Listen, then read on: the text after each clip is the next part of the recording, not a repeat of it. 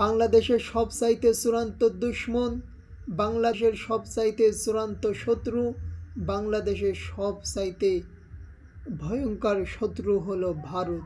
পৃথিবী সাক্ষী, সারা পৃথিবীর মানুষ দেখেছে মুসলমানদের কলিজায় তারা আগুন ধরিয়ে দিয়েছে।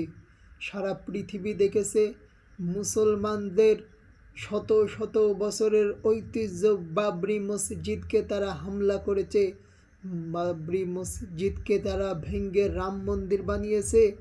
এই পৃথিবীতে বাংলাদেশের সবচাইতে বড় দুশ্মন হলো ইন্ডিয়া।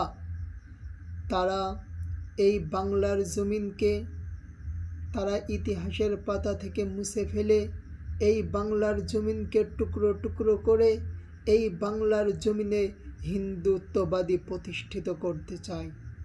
আমরা লক্ষ্য করেছি তারা কিছুদিন পর পর বাংলাদেশের উপর আক্রমণ চালায়।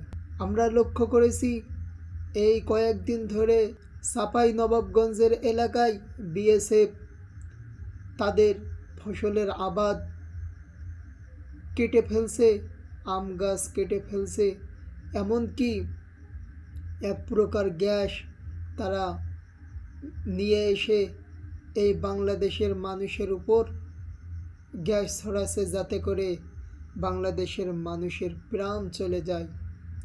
আন্তর্জাতিক পর্যায় থেকে নিষিদ্ধ যেন এই সমস্ত অনিষিদ্ধ গ্যাস ব্যবহার না করে, কিন্তু ইন্ডিয়া তারা তাদের মতো করে এই বাংলার জমিনে এসে তারা মুসলমানদের উপর, বাংলাদেশের মানুষের উপর আক্রমণ চালাচ্ছে।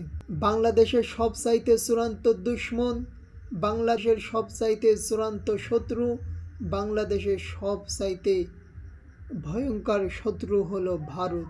পৃথিবী সাক্ষী, সারা পৃথিবীর মানুষ দেখেছে মুসলমানদের কলিজায় তারা আগুন ধরিয়ে দিয়েছে। সারা পৃথিবী দেখেছে মুসলমানদের শত শত বছরের ঐতিহ্য বাবরি মসজিদকে তারা হামলা করেছে, বাবরি মসজিদকে তারা ভেঙে রাম মন্দির বানিয়েছে। তারা বাংলাদেশের মুসলমানদের উপর জুলুম করছে। শুধু তাই নয়, তিনাদের রাজ্যে, তিনাদের দেশে মুসলমানদেরকে গরুর গোশত খাওয়ার জন্য তাদেরকে হত্যাও পর্যন্ত করে ফেলে। বাংলাদেশের চূড়ান্ত দুশ্মন, চূড়ান্ত শত্রু হলো এই ভারত। তারা শত শত বছরের বাবরি মসজিদকে তারা ভেঙে, বাবরি মসজিদকে তারা রাম মন্দির